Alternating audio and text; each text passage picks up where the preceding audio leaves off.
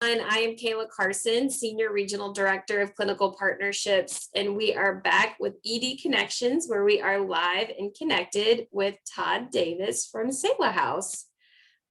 Selah House is part of the Selah and Odyssey Eating Disorder Network, which is comprised of Selah House, Magnolia Creek, Toledo Center, and our newest member of the family, Shoreline Center for Eating Disorders.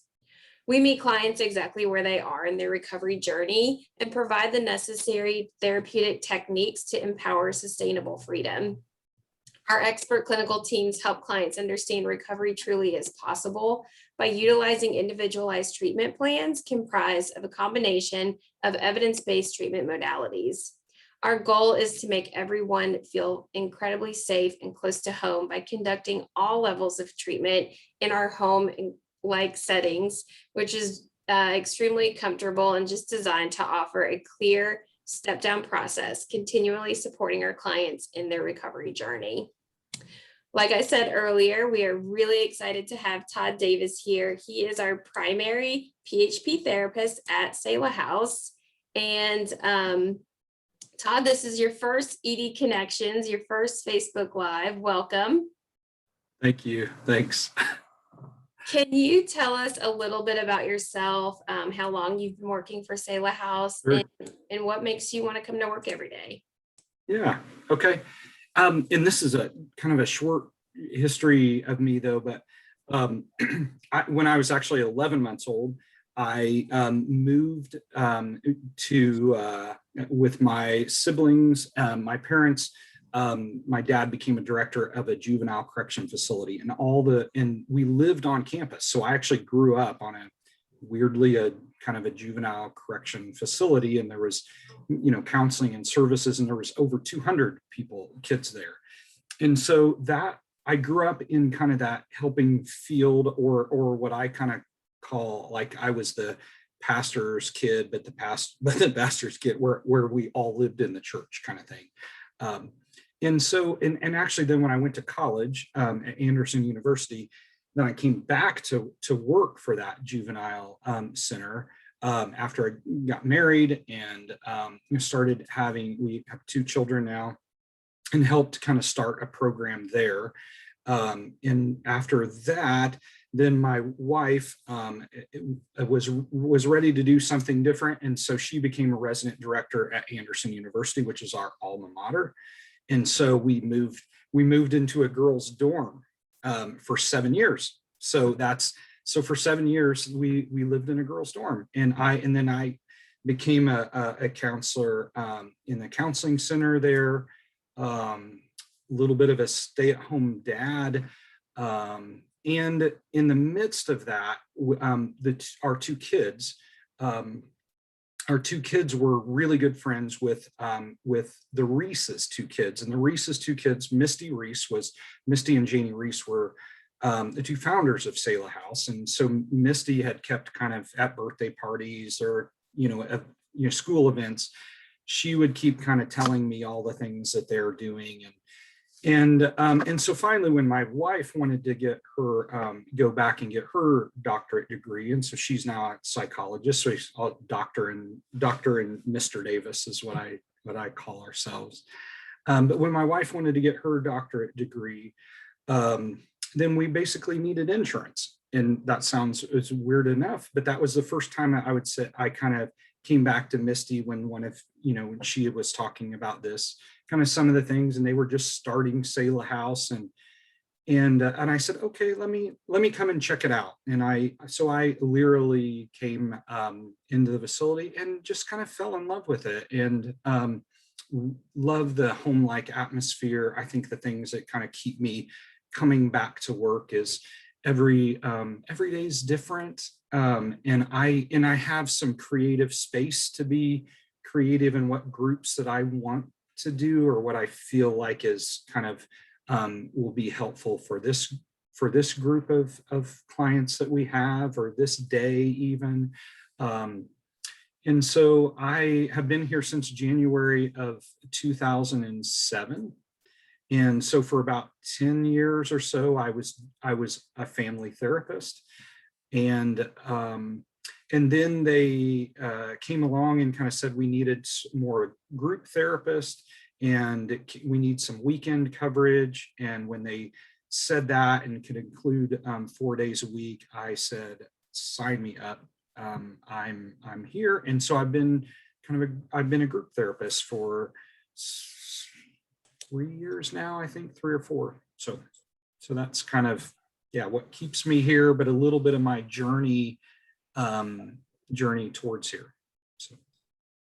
Wow, that's such a unique upbringing, and also just journey to working with females and women who might be in crisis or struggling, and also juveniles as well. So those two pieces really have come together to make you such a great fit for our clients who are struggling with eating disorders, and your longevity of service to Selah House. And that's one of my favorite things about Selah House are the people that have been there for 10 years, 15 years, and continue to wake up and come to work to help our girls and women find freedom. And so incredible. And we appreciate your time and your service to our girls and women. And with that said, May is Mental Health Awareness Month. And sometimes it can be challenging for people to really understand how an eating disorder is actually a mental health disorder. So could you explain a little bit about this intersection to our audience, Todd? Sure. And I probably the simplest way to kind of say, like, maybe our eating disorders and mental health issue is to actually talk about the mortality rate. Like when you compare the mortality rate to other things, it's as high as anything else, including substance abuse. And so obviously we need to do something about this. And I would encourage people to go to like the NEDA site, nationaleatingdisorders.org.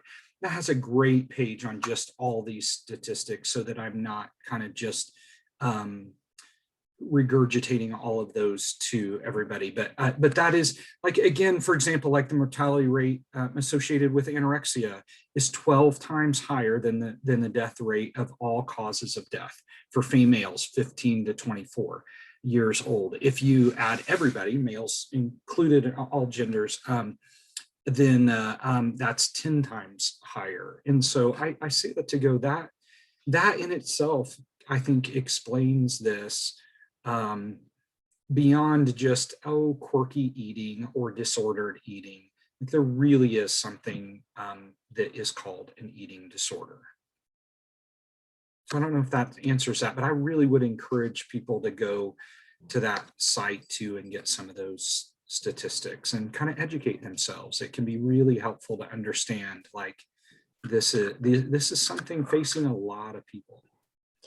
Yeah, absolutely. And I think, when the underlying mental health condition is being coped with, right, with the eating disorder behaviors, it creates this kind of complicated situation that requires people like you who have been doing this for so long to help just kind of pull apart and untangle all of the pieces of the eating disorder with the mental health, with the family concerns, etc. And the Selah House just becomes that place where people can step outside of life and not only be cared for from the mental health piece, but also the nutrition piece, the medical complications associated with nutrition disruptions. And so, yeah, I think that was really, really helpful. And for the folks who are watching right now, what are some tips that you have to help maintain mental health, or just have a healthier mental health? Sure. Big question. So some of the phrases or things that I say a lot are like, good mental health is learning how to get a B+ in all areas of your life. And so for all the perfectionists out there, like, can be really difficult. But I guarantee if you are honest with yourself and you are getting an A+ in any area of your life, you are probably not doing well in another area of your life. And so socially, at work, if like your relationships, your self-care, we need to get a good solid B plus in all areas of life. That's good mental health. And that, I know that sounds difficult, and that is good self-care, especially when we like, if you can understand that like busyness just for busyness sake, and we live in a very busy culture. Busyness is kind of a violence towards ourselves and a violence towards our souls. And if we can see that, we can learn how to have a balance in life. So that's kind of maybe one of the first things that comes to mind. I think something my dad always said to me was, don't take yourself so seriously, because nobody else is. And that's another one of those like helpful kind of life balances, to just kind of recognize or do. Another one that maybe comes to mind too that I like to say is, hypocrisy is only hypocrisy when we don't admit our hypocrisy.